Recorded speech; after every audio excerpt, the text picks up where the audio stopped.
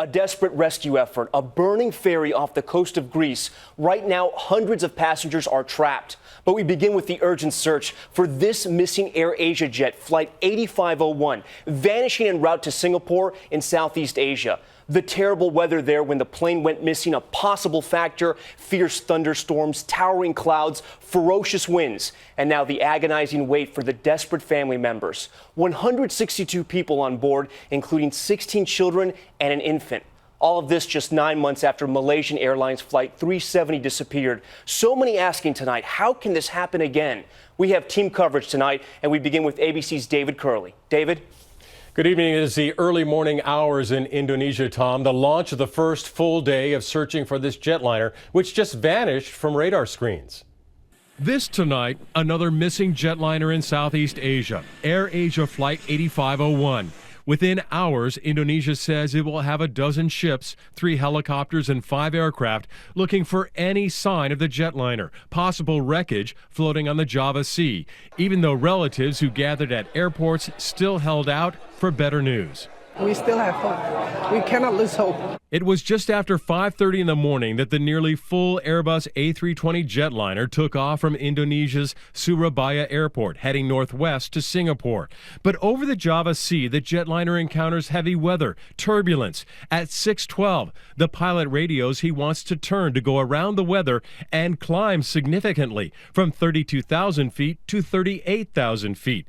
It is his last contact. 5 minutes later, 41 minutes into the flight, the jet disappears off Indonesian radar, according to that country's transport ministry. It's much too soon to do anything but wildly speculate at this point. But the one thing that was here last night that was not present in the Malaysia 370 disappearance is bad weather. The Malaysian businessman who started this low-cost carrier, AirAsia, tweeted, "This is my worst nightmare," before he flew to Indonesia. We don't want to speculate anymore. There's a deep sense of depression here, but we'll stay strong.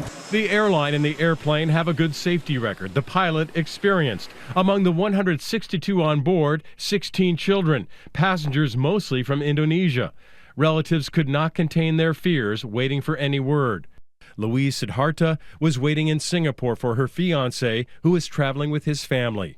And yeah, it was supposed to be their last vacation before us got married. So tonight, another mysterious missing jetliner in Southeast Asia. It was just 9 months ago that Malaysian Airlines Flight 370 disappeared and is thought to be at the bottom of the Indian Ocean off Australia. But in this case, a better chance of finding the aircraft, which if it went down, it did so in the Java Sea. The Java Sea is not that deep, for one thing, and the bottom has been very well mapped. While the Indonesian search effort is just moving into high gear, that effort will be growing. Singapore sending ships and already has aircraft working the search area, but so far, no clues. Tom? So many questions tonight. Okay, David, thank you. We want to turn now to ABC News contributor and former Marine Corps fighter pilot, Colonel Steve Ganyard, for more. And Steve, I want to focus now on the plane. A relatively new Airbus, only 6 years old. Aren't they built to fly through any type of weather? Well, they are. It's a very, very good airplane. It's a very strong airplane. It's got excellent weather radar on board. And so this is quite a mystery because it's hard to imagine how a thunderstorm would bring down an airplane, especially with as experienced as this crew is. So I think that we'll probably find that weather was a contributing factor, but was probably not the sole reason this airplane was brought down. Anything about the search for this plane right now that concerns you? I think one is the lack of data. You know, we have the last radar hit is at 32,000 feet, and then the airplane disappeared. There's only a couple things that can make that happen. A catastrophic failure of some kind, a wing comes off, a bomb blows up. Other than that, there should be more data, and it's really confusing why we don't see that now. The other thing that I think is important is another airplane that's lost. And to have another airplane that's lost 9 months after we lost a Malaysian aircraft is unacceptable. In this day and age, we should not be losing airplanes. ABC News contributor Steve Ganyard. Steve, thank you. Let's go back now to that bad weather factor. ABC News senior meteorologist Rob Marciano joins us now.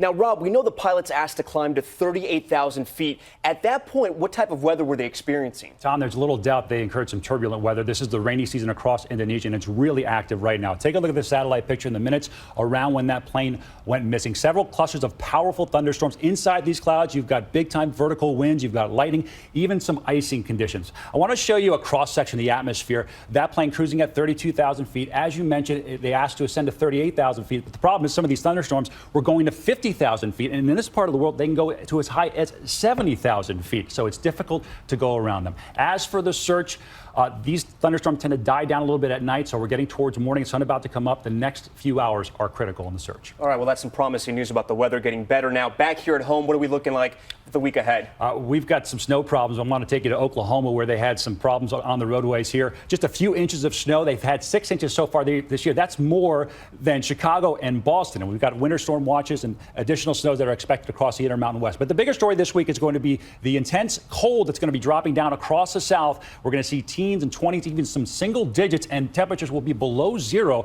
come Monday morning. Even New Year's Eve in Las Vegas, they could see snow there. So 2015 is going to come in cold. All right, Rob Marciano. Rob, thank you.